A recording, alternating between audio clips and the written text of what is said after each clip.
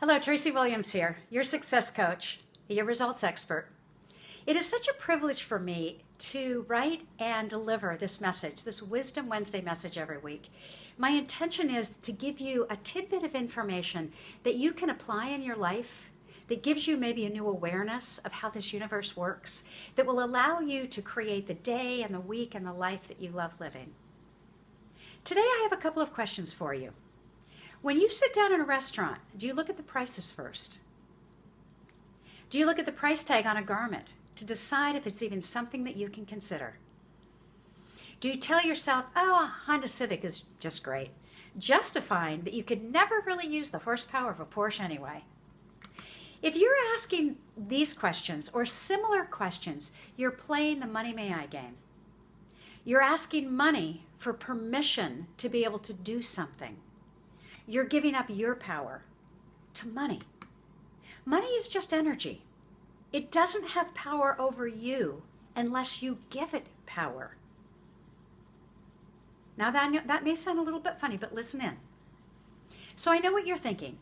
Tracy, of course I have to know how much something is in order for me to decide if I can do it, right? We're trained that way. I get that kind of thinking. And I get caught in that kind of thinking as well. Why? Because we're trained to think that way. But the reality is that kind of thinking is really backwards. Let me explain. You don't even need the money until you decide that you're going to have something. Because if you don't want something, then the price doesn't matter, does it? But what if it is something that you want? The question to ask before you look at the price is, would I really love this? Would I really love this? If the answer is yes, then decide that you shall have it. It may not be something that you can do right now, but that doesn't stop you from making a decision. A decision is not taking the action to do it right now. A decision is simply a decision. So now that you're thinking from a perspective of a person who's living the life that you would love, this is really key.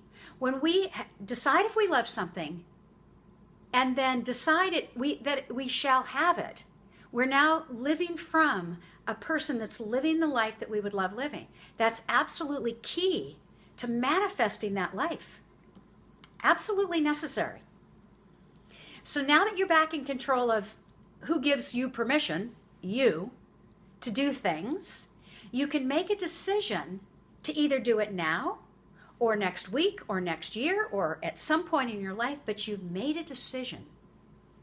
Right now might not be the time to make that decision, but you've made a decision that it will be yours, and now you've made the decision, not now, but it's going to happen, is essentially what's going through your process. So once you've made a yes decision, you're going to notice that ideas, opportunities, and resources start to show up that are going to support you in taking actions that will move you toward bringing that thing, whatever it is, into your life. Now, those actions might be really tiny, tiny little baby steps, but that's fine. We need to do what we can with what we have from where we are. The important part is that you've made a decision that you will have that thing.